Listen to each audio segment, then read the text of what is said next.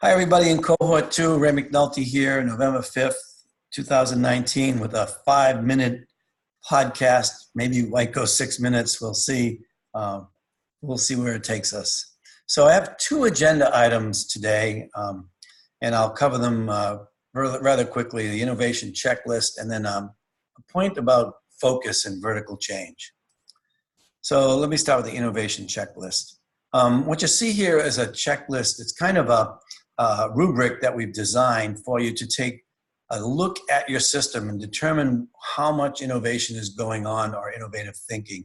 It's a way for you to score yourself in personalization of learning with students and personalization of learning with educators, leadership, assessment, curriculum, family and community engagement. And you could score yourself along the top and hold this for yourself. It's a good way to look at how you're doing in the world of innovation if you're really thinking you're moving forward.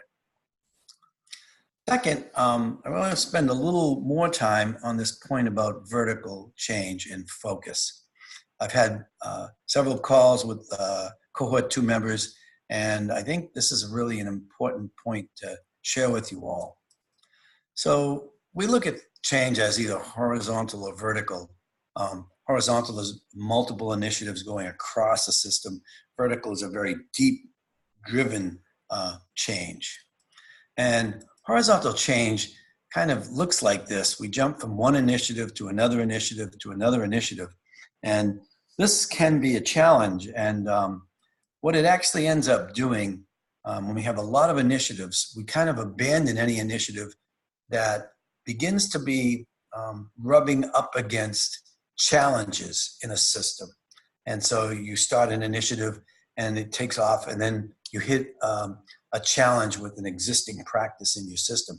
And then what a lot of times happens is, well, let's go to another initiative or go to another initiative. What that causes is this kind of the educators feeling like they're teaching on Pinterest. There's lots of initiatives going on, and they don't really know what is important enough to go very deep with.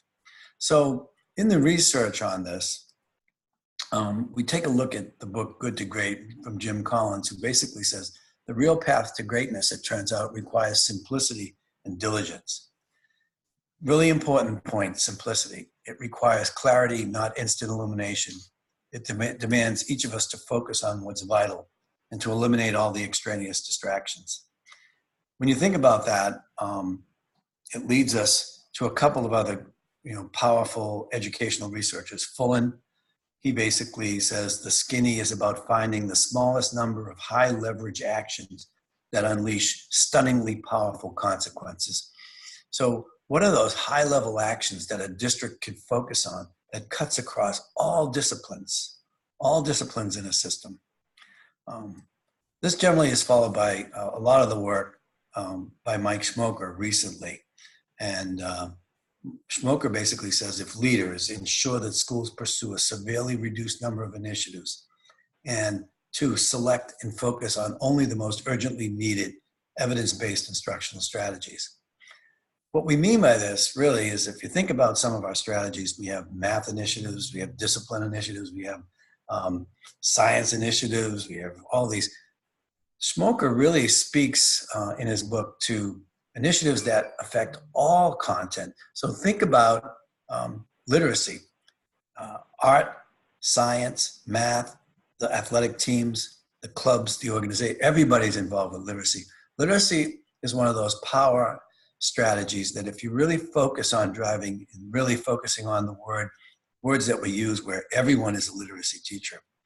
Everybody who works with children in our system is a literacy educator. Then how do we get that initiated in the system?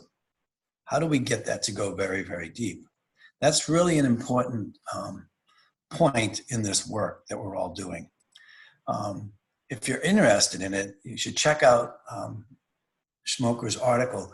It was in the 2019 March Ed Leadership, that's ASCD's journal. You can get that online. He also has a book, Focus. I really think Schmoker has made a significant step forward in his work by encouraging districts to focus, to really meet and analyze and think about what are those high leverage strategies we can implement in our systems. As I'm working with some of the schools in cohort 2 and some of the districts, we're chasing a lot of things, and we got to really think about what might be the highest leverage strategy of all those things that we really put a focus on. So that concludes my 2 points that I wanted to share with you. The other thing I wanted to say is that on our website, Deb will be posting in the community website a couple of articles. One is by KnowledgeWorks Foundation about the future of education. And the other one was one that was commissioned by the Royal Bank of Canada, which talks about the future skills that are needed and how they look at the Canadian system. If you take a look at some of those articles, you'll see where I really believe the power of literacy is stressed all over skills of the future. And they might be helpful for you to read, to share with your team members.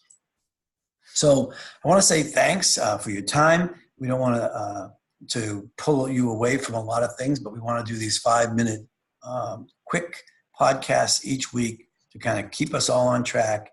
If you have any things that you'd like me to talk about, send an email or post something on the community. Say, I'd like to know a little bit more about X or this, and we'll do some research and we'll get some work put together and we'll be able to share that with you.